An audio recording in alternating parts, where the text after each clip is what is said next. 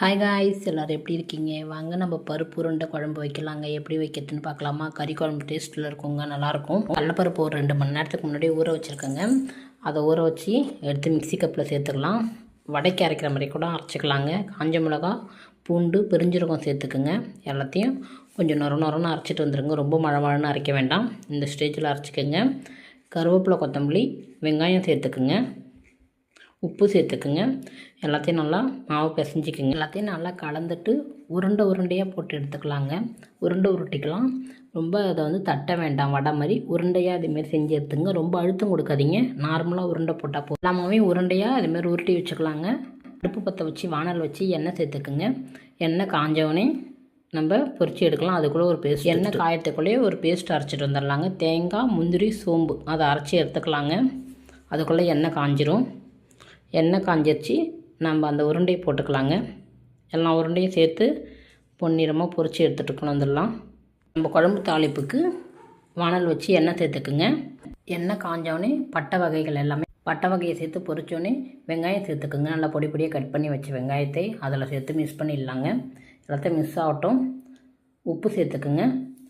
அதுக்குள்ளே நம்ம இந்த உருண்டை ரெடி ஆகிடுச்சான்னு பார்க்கலாம். பொன்னிறமாக எடுத்துருங்க. ரொம்ப தீஞ்சிட வேண்டாம்.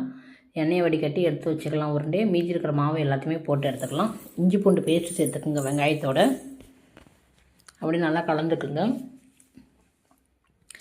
தக்காளி பழம் சேர்த்துக்குங்க. ஒரு 2 தக்காளி பழத்தை நல்லா பொடியாக கட் பண்ணி வச்சுதிங்க அதிலே சேர்த்துக்குங்க. இப்போ மஞ்சத்தூள் சேர்த்துக்குங்க. நல்லா இது எண்ணெய் பிரிஞ்சு வர டைமில் நம்ம மசாலா சேர்த்துக்கலாம். கார மிளகாய்த்தூள், மல்லித்தூள் சேர்த்துக்குங்க. குழம்பு மிளகாய்த்தூள் சேர்த்துக்குங்க. எல்லாத்தையும் சேர்த்து நல்லா கலந்துக்குங்க. கரம் மசாலா ஒன்று சேர்த்துக்குங்க. எல்லாத்தையும் நல்லா மிக்ஸ் பண்ணி விடுங்க. இப்போ இந்த ஸ்டேஜில் நம்ம தண்ணி ஊற்றி கொதிக்க வச்சுக்கலாங்க. நான் ஒரு 2.5 சொம்பு தண்ணி ஊற்றிருக்கேன்.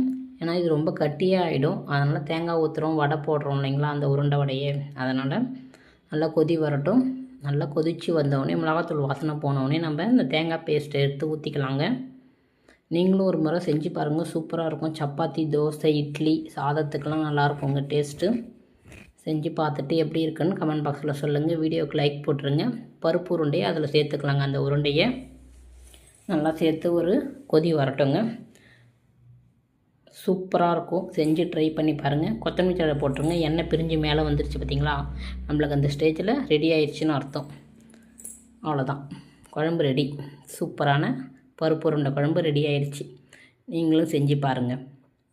ஓகே காய்ஸ், அடுத்த வீடியோவில் நம்ம பார்க்கலாம். வேறு ஏதாவது உங்களுக்கு வீடியோ